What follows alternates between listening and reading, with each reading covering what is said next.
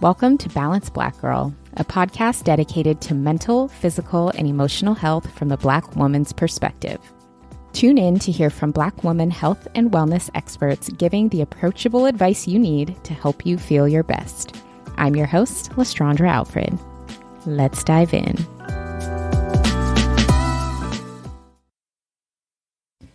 Thank you for joining me for this week's episode of Balanced Black Girl Podcast. My name is Les. I am your host, and I am honored to be sharing this space with you today. And in addition to that, I'm also just really excited to bring you today's episode because it's just cool. We just talk about some really cool stuff today, and I cannot wait to share it with you.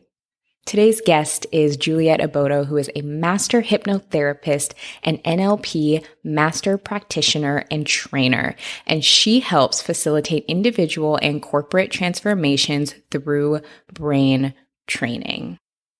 I don't know about you, but when I think of training, I think about a physical experience. I think about training for a race or training for a sport or training for an event, but I never really thought much about what training my mind could look like. And through talking to Juliet, it opened up this entire world of really understanding how powerful our minds are for helping us heal, for helping us have better relationships, and for helping us create the lives that we want to live without burnout. Juliet is a freaking genius. She knows her stuff. In addition to being a master hypnotherapist and NLP practitioner, she's currently studying for her PhD in clinical psychology and runs a multiple six-figure business and is a master at knowing how to do these things without burning out. Yeah, exactly the kind of person who I'm trying to learn tips from.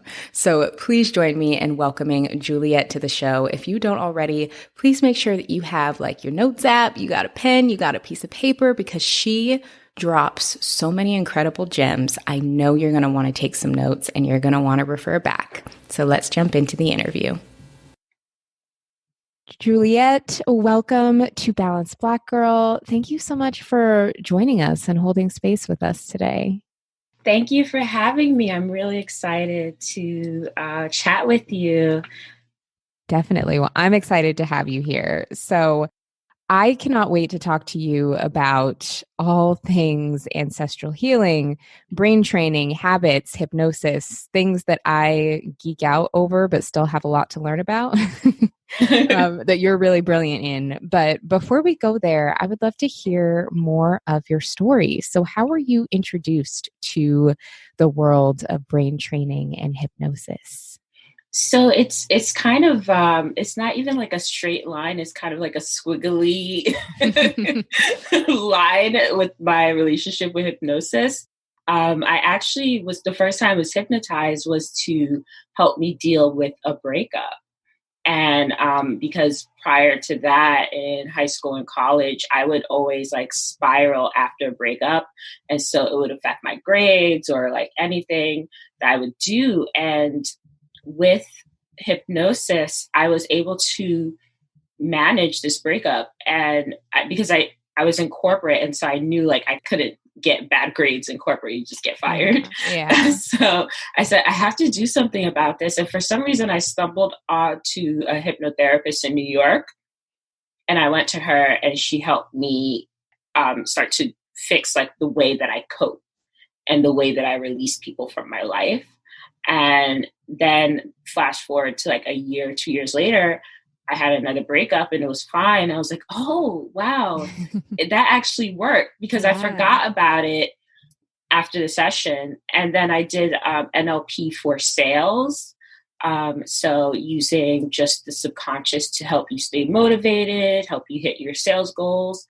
And so I basically dabbled, but then when I left corporate and started my two businesses, and I was doing really well and I was making the money, and it was always like I kept waiting for the happiness to come. Mm-hmm. Like if I hit this goal, if I got this client, if I did this, once I go on this trip, once I do this, it was always something. And then it was just like, I became tired. Like that was essentially burnout. You keep going until you feel better, but the feeling better doesn't come because you actually have to stop. Yeah.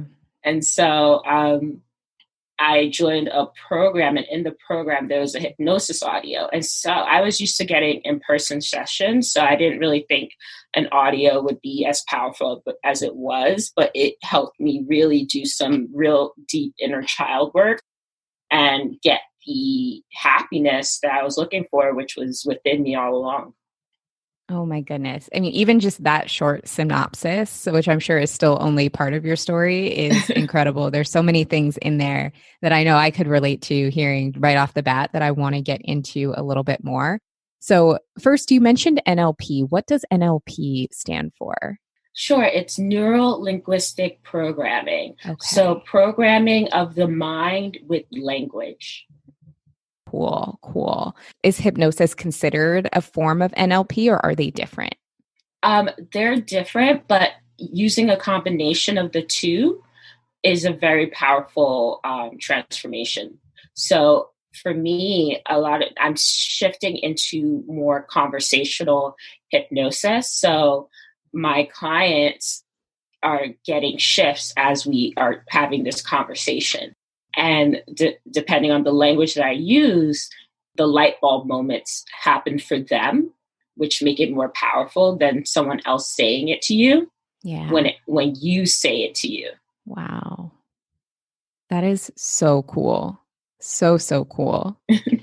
Yeah, it's really amazing because you know how, rocks words are cutting, but they can also be healing. Mm-hmm. Yeah, absolutely.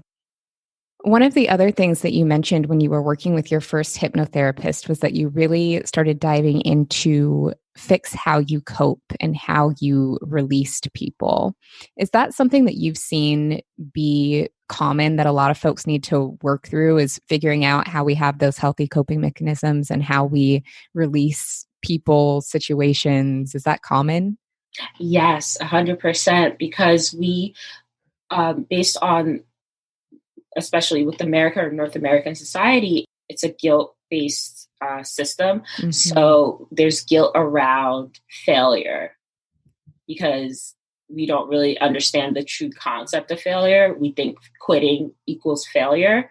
And so when we're stuck in a relationship that we're not happy with, or we're stuck in a job we're not happy with, or we're not feeling good physically, we always put the blame on ourselves and say, all right, if we leave this situation, or if we try to change the situation, that means that we failed because we quit. That's so true. What also came up for me as you were saying that was thinking about the idea of longevity versus quality, like how we put on a pedestal maybe these long relationships or having long tenure at a job or in a company, but it's like, what was the quality like there? How many of those years were actually good? Exactly. People hold on to like childhood friendships. Like, yeah, this is my friend for 20 years. It's like, okay, so what happened in those 20 years? Is that 20-year frenemy? There's no benefit to that. And then also as a millennial, you're kind of trying to fight the stereotype of lazy or spoiled and you're quitting. So you try not to take the path of least resistance because we have this idea that we often take that. But for millennials and Gen Z, that's actually the opposite. We often make it more difficult than it needs to be. That hits. That is very relatable. So I would love to talk more about some of the common themes that you see with people that you work with when it comes to ways that we can kind of retrain our brains. Is it like inner child work, limiting beliefs, unconscious thoughts? Like for a lot of us who are just kind of navigating daily life here in the US, Black women, what are some of the common areas that you see of opportunity to retrain the way we think? So just the way how you feel, you can start with your waking up. As soon as you open your eyes, think about 1 to 3 things that you really want to happen that day. And then expect them to happen. Look forward to them happening. Don't worry about them not happening. Just look forward to them happening. And so if you train your brain that way first thing in the morning, you'll always wake up on the right side of the bed, because you'll start to see that a lot of things, and I know this is very difficult because being a Black woman in America, and sometimes you're not, because you're not responsible for how people treat you, Yeah. especially when it comes to race and gender. But you can be responsible to how you respond, because I actually saw, I don't know, it's so interesting that I was in or two similar situations, and the way that I responded really changed the meaning of what happened in that situation. And it was something that had to do with race and gender. And so once I saw that my response really helped my life, it wasn't, because I feel like we always kind of have this need to represent the Black community no matter where we go. Like, I went to boarding school and I was like the only Black girl in my class. So I literally represented the entire diaspora. Like, I know about the Caribbean, I know about Africa, it's like I was always like, I was the go-to for Black History Month. So I always felt this responsibility to represent the Black community wherever I went. And so every time something happened, I needed to make sure that they weren't disrespecting me or the Black community.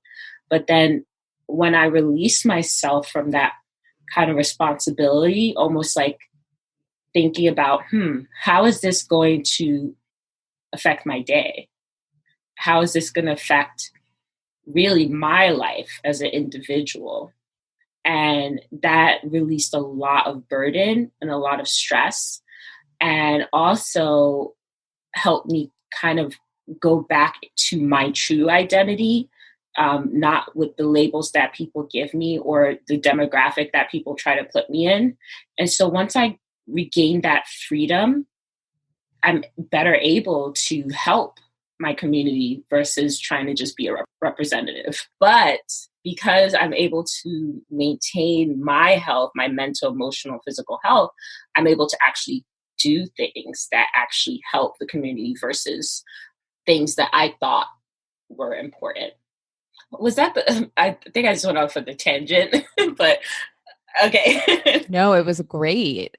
No, that was great, because I think especially over the past, 6 to 8 months or so in our community, a lot of us have been put in that position where one day we're living our lives and the next day we're expected to be everyone's kind of anti-racism educator. Exactly. And so when you wake up and you start your day, think about what you want, your being. And this is not what Black women should want, or what Black millennials should want, or Black feminists should want. What you want to happen today, that's for you, and it's only for you. And then you could go about working for other people, but name those 3 things that you want for yourself to happen that day. Yeah. And I loved what you said when you first described that exercise about naming, 1 to 3 things that you look forward to them happening. Almost not thinking as if I hope they happen, but like looking forward to them happening, or not thinking that they can't happen. In terms of our brain's power to create those things, or to create scenarios that we want to happen based off of our thoughts, like how much power do we have to do that? We actually have a lot of power to do that, and it's really based on science, because your brain is controlled. Your results, over 95% of the results that you have in your life right now are subconscious. So all the decisions that you make, the actions you take, they're automatic. Your gut instincts, your gut reactions. And so this is what determines the results that you have in now. So when you're able to train your brain and program your subconscious, releasing any limitations and setting it, essentially the inner GPS, for a destination that you truly want to go, then you will get there. It will happen. You'll take the right turns. You'll take the right paths to get to that destination. because you set your inner GPS system to do that, to guide you. And a lot of people feel like it's a matter of worthiness. It's a matter of positive vibes or high vibes. It's really a matter of expectation. You get what you expect. I love that. You get what you expect. And for someone who may be struggling with releasing those limitations, what do you recommend they do to work through those blocks? So, first thing you can do is try to find someone that you can relate to that is in a position that you want to be. If you can't find them now, set the intention to get this person, because there is definitely one person that is where you want to be that's similar to you. And then two, when you think about what you want, right? And you think of reason, ask yourself, why can't I have this? What's blocking me from having this? And write down the list of those things. And then when you look down at the written list of things, you kind of see it's kind of BS. You see, like, this is actually not true. What? What do you mean I can't go to Miami because I didn't lose weight? That doesn't, what? Like, are they going to kick me off the plane? Sorry, ma'am, you're 5 pounds over. No, like, you can still go to Miami if you don't lose the weight. So clearly that was something on my list. Yeah. That was personal. We get personal here. It's all good. So, it was just like, I do this exercise. It's like, what do you mean? Like, oh, I can't launch because I don't have an ebook cover. Like, what? That doesn't, okay, so what can you do to get the ebook cover? So it really takes you out of your head, because these thoughts are cycling through your mind and creating the results and confirming that you can't have this thing. Because once again, your subconscious is responsible for over 95% of your reality in your life. And it's based on the thoughts that you have that circle through your mind. And because you have these thoughts, you have certain emotions. And then you act out of those emotions. So your emotions determine your behavior, and your behavior determines your results. But it all is tied to your identity and your belief system. So if you believe you can't have that, then you're going to feel bad about it, and then you're not even going to try, and then you don't have it. I'm just like mind blown, especially around the fact that 95% of our results is from our subconscious, because I think unless you're really in tune and aware of what's happening with your subconscious, I feel like it can kind of lead you any which way that could be the wrong direction, and you wouldn't even know it. Exactly. Yeah. And like you can see, because also within my practice, I do something called releasing racial biases. So if you look at these videos of what people call Karens, them going off, right? Flipping out, using the N-word, saying all this hateful stuff. And then you go back to them and they really look like, I said that. Like, you could show them a video and they're like, I can't believe I said that. Because subconsciously, that's what you've been thinking and holding on to, and those beliefs. So consciously, you've been acting a certain way, but subconsciously, you've had these beliefs and you felt this way, and it was erupted from there. And you could also see when people say you really get to know people when you travel with them and when you eat with them, or when they're sick, because that's when we have less control, conscious control over what we say or do. Wow. If you follow me on Instagram, you may know that I take my smoothie game very seriously. I am all about having well-balanced smoothies, whether it is for breakfast or for an afternoon pick-me-up. I gotta have some fresh produce in there, usually some berries and some greens. Gotta have some healthy fat. I love throwing in a nut butter, and a must-have is a good source of protein so that I don't crash and get hungry again 5 minutes later. Vega protein has been my go-to for adding plant-based protein and incredible nutrition to my smoothies. Their Vega 1 powder is my favorite. It has plant-based nutrition with fiber, is an amazing source of vitamins A, C, and D, which is incredible for your immune system. And it helps me stay full so that I can focus on my work throughout the day, so that my energy levels can remain balanced, because we don't have time to be out here crashing. We don't have time to be sleepy. We don't have time to be tired.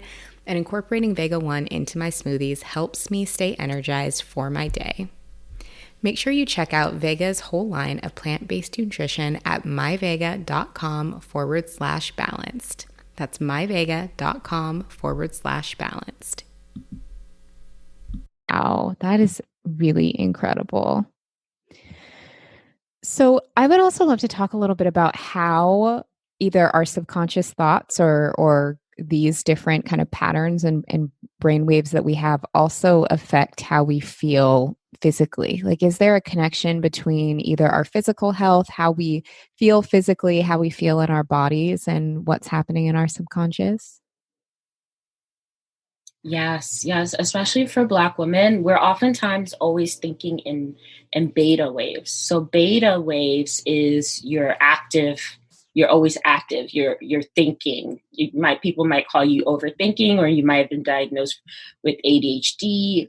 I noticed a lot of my Black clients or brown clients, when they come in, their therapists or the psychiatrist will try to kind of also diagnose them as bipolar, because they will have like moments of real, high energy, and then they would crash.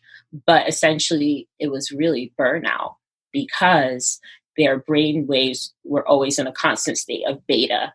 And so even when you try to take melatonin, or you try to take sleeping pills and it puts you to sleep, you fell asleep in beta brainwave state, and you get less rest, and your brain doesn't get time to rest. And so you do it all over again. And so after a while, you get irritable. After a while, you get tired and just exhausted. And then it puts you into a depression, because you're so tired and exhausted and irritable that you push people away, or you lose clients, or you don't get that promotion at work because people are like, she's always grouchy, or she doesn't really, or she's not paying attention, or she's not focusing. So then you start to spiral. And it's all links back to you just being in a certain brainwave state consistently or too much. Wow. That is incredible, and also very relatable. I'm like, I feel like I've been there before. So how did we get into this state of thinking in beta waves, and how do we overcome it? I don't want to blame everything on technology, but technology has you accessible at all times. Yeah. And so depending on if you have responsibilities, people depending on you, you want to be entertained, you want this or that, you're going to have to log in, right? And so when you're logged in, you're in a high brainwave state, beta. So in order to start to basically get out of that, you have to unplug. You have to step away from the phone, the internet, anything, at least 2 hours before bedtime, and look at old photos, read a book, exercise, just chat with a friend, even on the phone, not Zoom, just on the phone. Mm-hmm. Chat with a friend on the phone or in person if you live with someone. So this helps you get out of beta, and then soon you'll be easily able to go into theta and then alpha, and then you can go to sleep easily and actually get rest. Amazing. And is there kind of a balance throughout the day of when we should be in these different brain waves? Like, is it good to be in beta maybe when we're working or analyzing, but we want to work towards, alpha as we're trying to wind down? Like, is there good times to be in these different states? Yes. Great question. So for me, I have a subliminal bundle.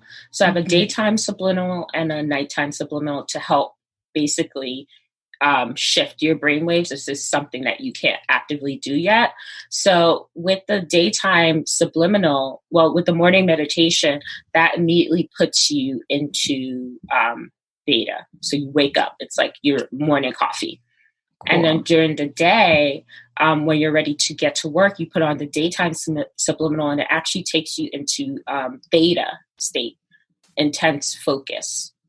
So there's no distraction, and there's also no side effects, because if you're someone like me who was diagnosed with ADHD and you took the medication, so either you would so you could focus, but then you end up focusing on the wrong thing, and then you get a stomach ache and you're hungry or you're not hungry. So with the daytime subliminal, you're put into theta state so you could do it for 3 to 4 hours, actually get your work done. And after you turn it off, you feel good. You don't feel bad, and you got the necessary amount of work done. And then you do the hypnosis audio to help you get into alpha state. So you're relaxing, you start to focus on the things that you want for the next day. And then overnight, you actually go into delta. And so this keeps your brain at delta so you can get the best sleep. So I only sleep 6.5 hours a night. People are like, you're always up. Like, aren't you like a sleep person? Aren't you supposed to help? I'm like, yeah, I only need 6.5 hours because they're quality 6.5 hours. Yeah. Wow. That is so cool. So for those bundles, like, is that something that we're able to purchase from you or find on your website? Like, how can we do that? Oh, yes. Yes. So I have the brain training bundles. So I have it for different goals. So, and I actually have a 12-month pack now, so you can actually get different sets. So depending on whatever goal you want. So if it's more sleep, more money, focus, fitness, trading, even quantum trading, for I have a lot of day traders as clients now. So so I created those little sets that you can get on the website.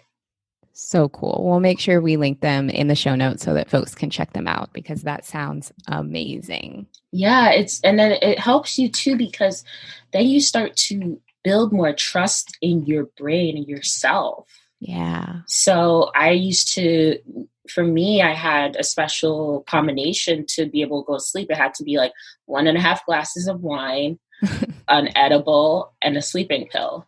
And then if I forgot to refill that, I would spiral. I would feel out of control. But now it's like, even if I forget to turn my subliminal on, my brain is so used to it now. So cool. That's so incredibly powerful. Yeah, I feel like we need to shift into getting back our power. That's your true power, that mental freedom. For sure. For sure. That's amazing. So I would love to talk more about hypnosis itself, because it's one of those things that many people don't know about. And I will admit, like, it's me. I'm many people in terms of just not really understanding fully how it works and how, as a tool, it can help us kind of return home to ourselves. And I also think when it comes to things like hypnosis in our community, it's just not something that we're really exposed to. And there probably is a great deal of skepticism of, like, what does that mean? Are you going to try and control my mind? Like, what does that look like? Am I, participating in something wild? So I think it would be incredible if we can talk more about hypnotherapy, or if you're comfortable also sharing some of your experiences and around practical applications of it, and maybe doing a little myth busting. Oh, yeah, definitely. Most definitely. So I know one big thing that I get with my Black clients is it something that's against your religion? Yeah. Because I'm Christian, and I was raised Catholic. And no, so hypnosis is not something that is spiritual, or you're not praying to anyone or talking to anyone outside of yourself. You're actually just talking to yourself. So it's nothing that has to do with any religion. It's psychology. And also, no one can make you do something that you don't want to do, because all hypnosis is self-hypnosis. So when you go to a hypnotherapist, I'm essentially just a guide because the only reason why you need a hypnotherapist is because you've been so conditioned to ignore yourself. Ooh, that's good. Yeah, you've just been, you ignore yourself, you ignore what you want, ignore what you truly feel, and kind of take in what you're supposed to do, who you're supposed to be. Like, especially as Black women, like we have so many people telling us, oh, you're supposed to talk like this, you're supposed to wear your hair like this, you're supposed to do this, you smile, do this, that. It's like, so the opportunity to actually hear your own voice, it's like, what is that? That's how I sound? That's me? Mm-hmm. That's what I really want? That's what I really believe? Oh, okay. Wow.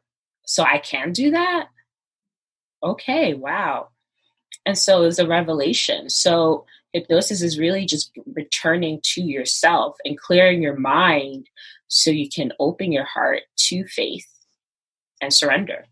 Oh, I love that. Clearing your mind so you can open your heart to faith and surrender. That's so beautiful. Thank you. And it's really important for me to make sure that, especially Black women, understand that, because having Black women in your corner, like, people target Black women. Yes. Everyone needs Black women's focus. Everyone needs because it's essentially where your focus goes to is what amplifies. Mm-hmm. And so having Black women either outraged, scared, happy, lustful, desiring it, feeling less than is full control. It's powerful because the focus and the energy is so powerful. So imagine if you turn that focus inward. Imagine all that you can do and how powerful you'll become. That is incredible. I love the way you just put that, because we are so influential in our society. I mean, we hear it all the time, whether you see what trends are happening anytime there's an election, which I know we all probably don't ever want to hear the word election again, but anytime we hear it, we hear how much we influence it and how much other people in society at large benefit from what we do and what we amplify. And so what you just shared about taking that incredible energy that we have and turning it inward, I got chills at thinking about the possibility there. Yeah. Imagine a world where Black women didn't care. If we were just like, no, it's fine. Y'all got it. Imagine it's just be like so dry. Like, wait, come back. Hey, girl, what can I do for you? Yeah. So, but at the same time, these people are saying, pay attention to me, but you're not important. Mm-hmm. So you need to understand that it's all about power.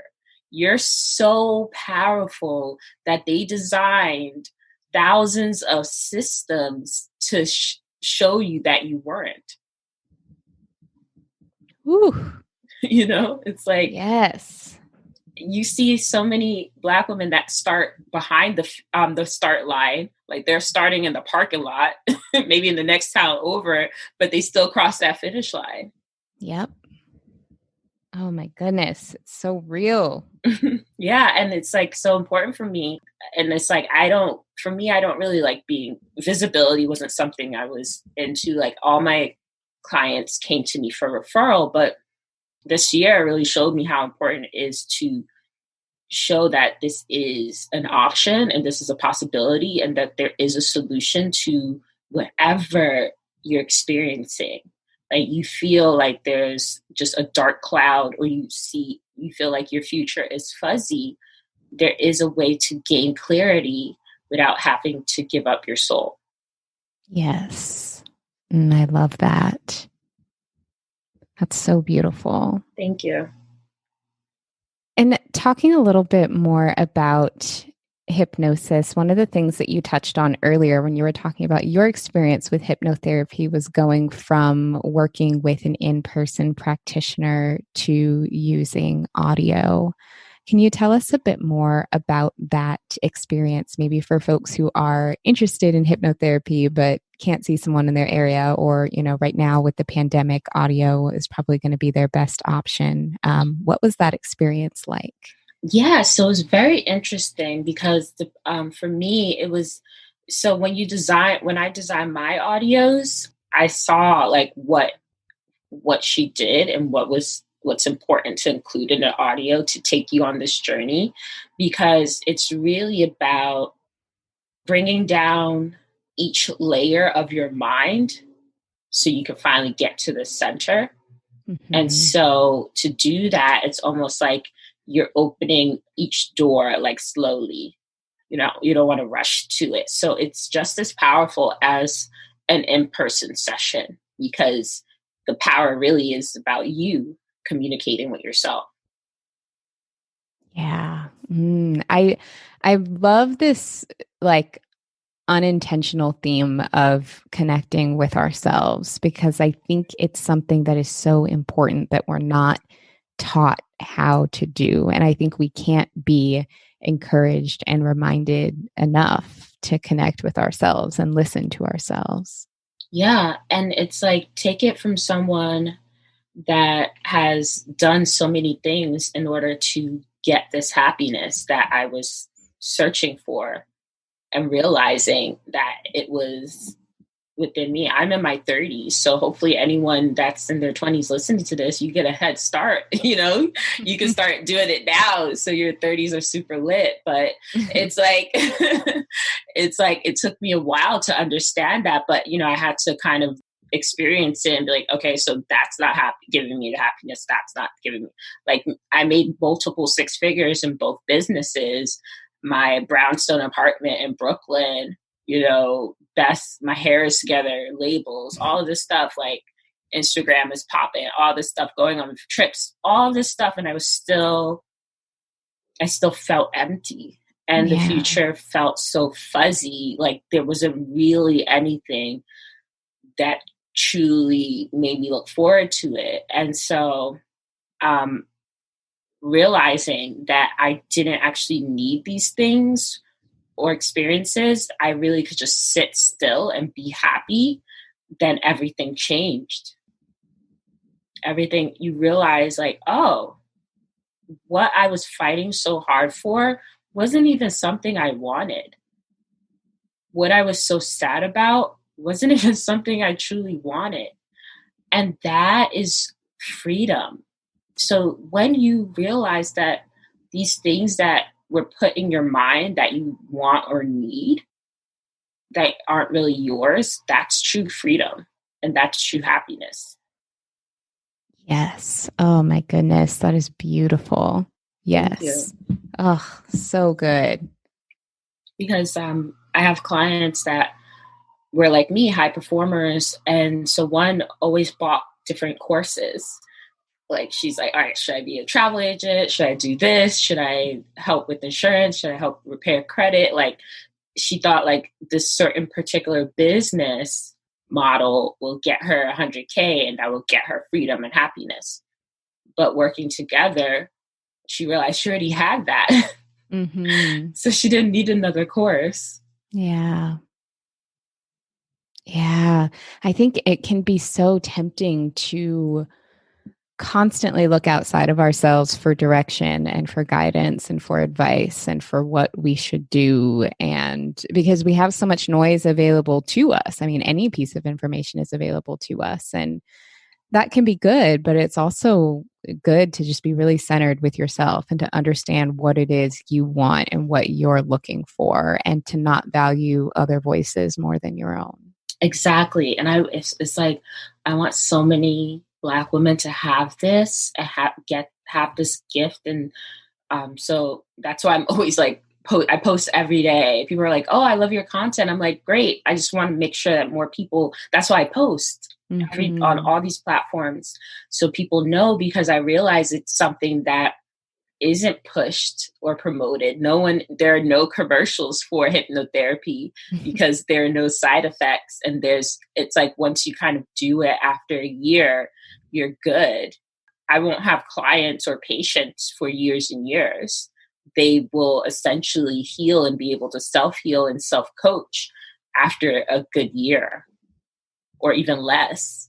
That's And incredible. yeah, monetarily, like that's not good, because then, oh no, we can't, you can't depend on me for years and years. You can't do this for years and years. So it's not profitable. So Yeah. giving people their power isn't profitable. And I think that's probably why we're not taught how to do it. Exactly. And just I'm in grad school now for clinical psych. It's a holistic program.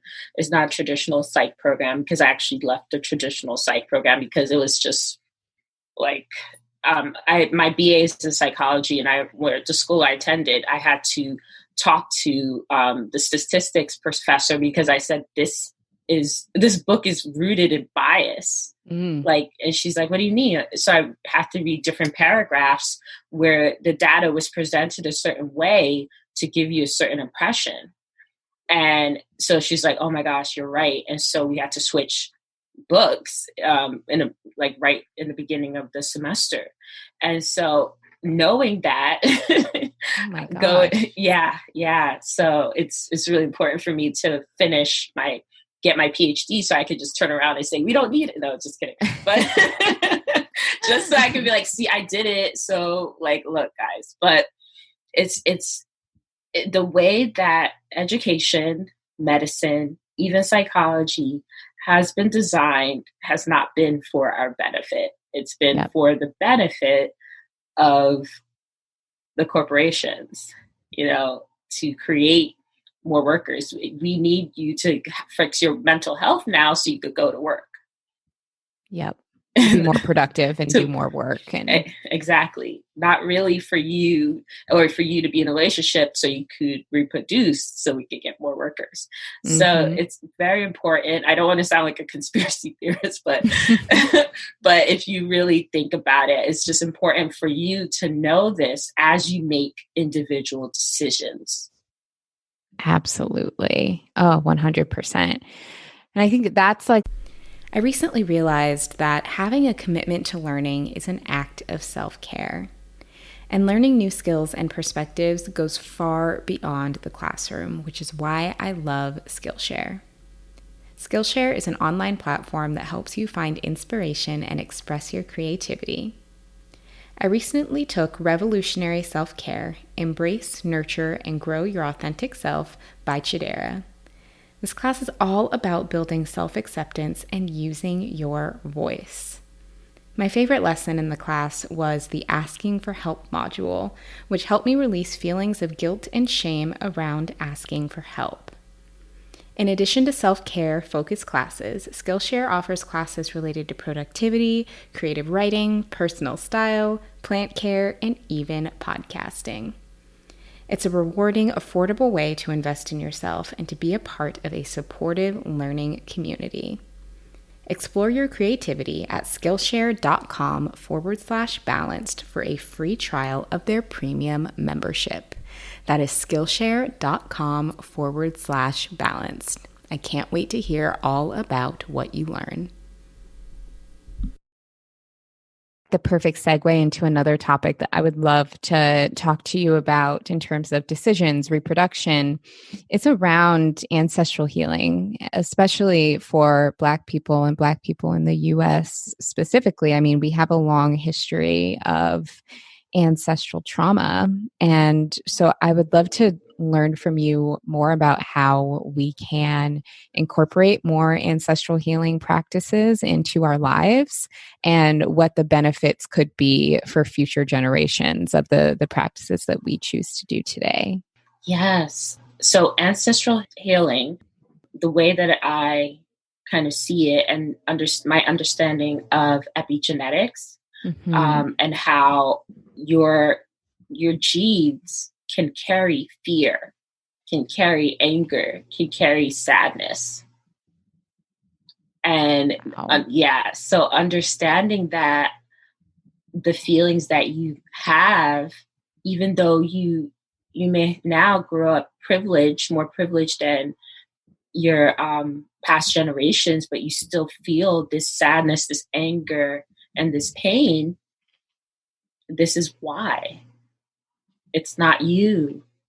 And because it is rooted on something that is about its expression, so even if it's your genetics, it's the way that the genes are expressed, right? And the genes weren't always like this. So that means you can undo this starting with you. You can break this genetic chain emotionally, because it was installed into the genes emotionally through some intense fear, intense strife, intense anger. And this is with epigenetics, you can look up the Irish potato famine, and you can see that study how with past generations, they end up carrying more weight on their bodies because they're afraid that they'll go hungry. So that fear of famine, fear of not having food, was passed on for generations. Wow. And then I have a client that she lives in a predominantly Black area. And so she never really had any negative racial experiences, but for some reason she has this like deep fear of white people, like just fear. And we did the session, and it was actually linked to her grandmother, the fear. Wow. This intense fear. Yeah. And so we released it, and like this intense fear kept her from like going on planes, doing things, traveling, because she was afraid that she was going to run into white people. Wow. So it's like, so when it affects your quality of life, the fear is not really worth having. Fear is supposed to keep you safe, but not limit your life experience, right? So we released that fear, and she just traveled to California. So it's definitely possible, and you definitely can be freed from it. So the first thing that you can do to start to unpack this is start with the top negative emotions, or emotions that limit people. Anger. What makes you angry? Fear. What makes you afraid? What are you really afraid of? Sadness. What makes you so sad? Guilt. What makes you feel so guilty? And then when you write those things down, then on the next side, say, what happened? Like, where did this come from? What experience caused this fear, anger, sadness, or guilt? And then look at this experience and wonder, it's like, is this really mine? Or was this something that someone in my family told me? Or is this something that I feel like I should feel? Like if it's something just like maybe a little voice in the back of your mind or something or feeling told you to have this, because that's when you can oftentimes link that just cloud of fear or cloud of anger that has no real substance. Mm-hmm. But you can point to, of course, like what happened in the past few years. It's for me, I've been marching since like grade school for Amadou Diallo, like when the cops were charged, like we had to go into the city and protest. So for me, I have to do this every year or for the past 20 years. And so, yes, I have anger, but this deep, intense anger, is it something that I experienced, or is it something that I am experiencing for the collective, for my family? Yeah. So that is when you need to release it, because it's affecting you physically, and it's going to affect your children physically. And so that's why I always get upset when people take children to protest, because that anger gets locked into your identity, your core. And that's not something that you want. You want anger to be a state that you can tap into, to use wisely, to use as a tool, but never to be a part of you, of who you are.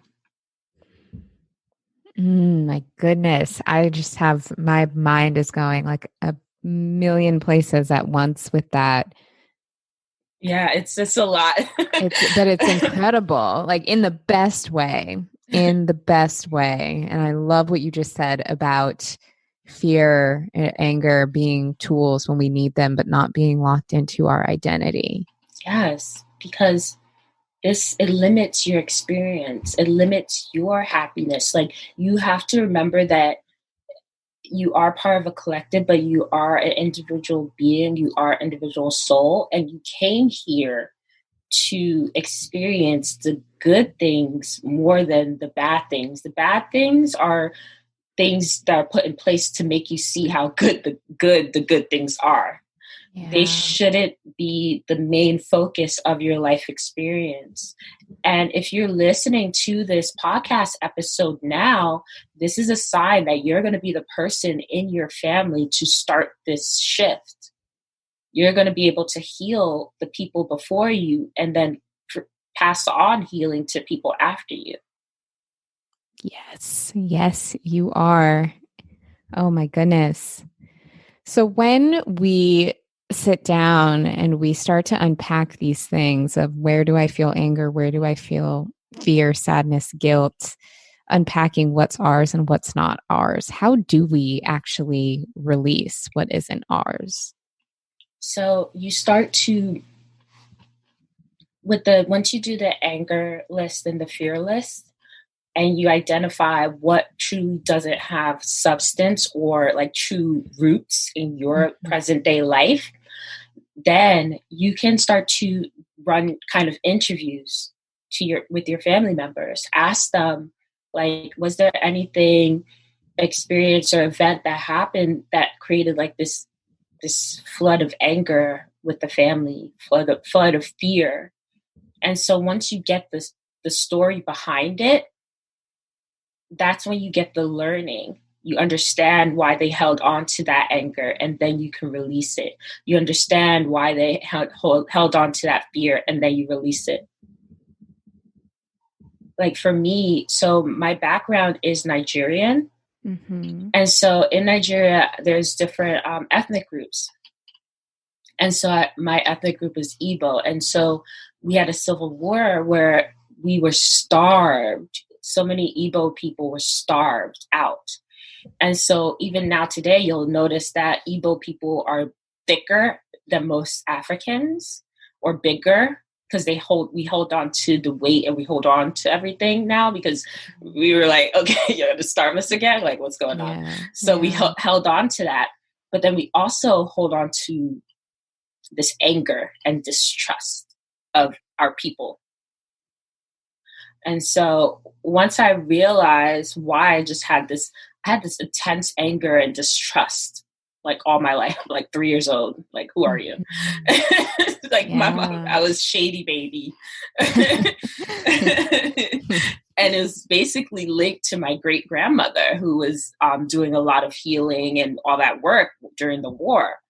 And so once I realized how I had this anger and then this compulsion to help people, I was able to kind of release the compulsion, release the anger and distrust, and really step into myself, become myself, not like just a great granddaughter or someone like this. So that helps you. So I understood now why I had this. And because I received that understanding, I was able to release it and start the healing process. So I'm not really as angry as I was before. Like I used to just pop off, and I would pop off a lot for people that I felt needed my help. Yeah. Like, wow. Like my little sister wouldn't want to tell me stuff like yeah, they put cheese on my burger. What? Let's burn down the restaurant. So like, okay, could we not burn down the restaurant? Like, they just put cheese on could you relax, please? So people would want to tell me stuff because I would go from 0 to 100. Like, what? So now if people are like, tell me stuff like, oh man, you should do this. I'm like, so you don't want to burn down the restaurant? Like, oh no, we don't need to do that. Like, just checking. Just checking. Are you sure? Okay. But that intense anger, intense distrust, compulsion to protect and help people that was holding me back in my present life and actually preventing me from actually helping people. Oh, my goodness. That's so like it just shows the power in understanding the why and unlocking the why to get our own freedom. Yeah. And so now, like, I understand that I have this power I can tap into, the strength that I can tap into, but I don't have to live like that. Yeah. Yeah. Oh, my goodness. I have chills. It's so powerful. Yeah, it's hopefully so just to kind of recap, you go through those powerful emotions, write down what makes you feel that way, like your triggers essentially. Try to link it to a present experience in your life. If you can't, that's when you start the family interviews so you can uncover the reason behind these strong emotions. And that's where you can then gain the knowledge, and the knowledge will allow you to release the emotion. Amazing. Amazing. We'll make sure that we also include just call outs for that in the show notes, because I feel like that's going to be a really big game changer for all of us who are looking to do that ancestral healing. Thank you so much. You're welcome. I'm happy to share. We appreciate it. So, Juliet, how are you taking care of yourself these days? I mean, we have had, the past year or so has been a wild ride for all of us. How are you staying centered and taking care? I've kind of the past. So if you asked me this like a few months ago, I was actually piling on a lot of stuff that I shouldn't have. And so in the past few weeks, started to just kind of only accept things that I actually want to do. So that has helped me like not exert my energy, or exert my energy worrying or resenting anything, because resentment was something that, if you're someone that is a recovering people pleaser and it's hard for you to set up boundaries, that's something that you can easily shift into and will burn you out eventually. So I started to lighten up my calendar. I started to hang out more with people that I want to be around, like my nephew. I started to take a lot more walks in nature since, social distancing. We started to look for places where we can hike and just be outside. And that has really helped me keep grounded and feel like I still have control over my experience, because I think that's why a lot of people are pushing back, is because they feel like just asking them to do these simple things will restrict them where they won't have any control. But I'm able to find that I have control in these other aspects of my life. So I still feel some normalization or some type of normality. Yeah. Yeah. Still finding ways to maintain your power, even in our current reality. Exactly. So, because I know that a lot of people kind of put things on hold. They're like, okay, we'll just wait till 2021. But remember how you waited till 2020 and look what happened? Mm-hmm. So do it now. Feel good now. What do you need? Think about what you need to feel free, what you need to feel good, and do it or get it or be it. Yeah. Yeah. That is so good. Ugh. So, Juliet, what does being a balanced Black girl mean to you? Being a balanced Black girl is knowing when you can say, when you should say yes to certain opportunities that scare you, and no to certain opportunities that limit you. Ooh, that is good. Thank you. I was like, let me get my sentences ready. Love it. No, we could all learn when to say yes and when to say no, a valuable life skill. Juliet, thank you so much for coming on the show today. I have like pages of notes here of all of the gems and incredible knowledge that you dropped. So thank you for sharing it.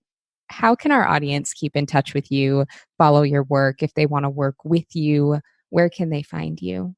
Sure. So I am active on Instagram, Twitter, YouTube, and TikTok. So TikTok is Million Dollar Hypnotist, and YouTube and Twitter and Instagram are Juliet C. Obodo. Amazing. We will have links to all of your platforms and your website in the show notes to make it super easy for folks to find you. Thank you so much for coming on the show today. Thank you for having me. It was fun.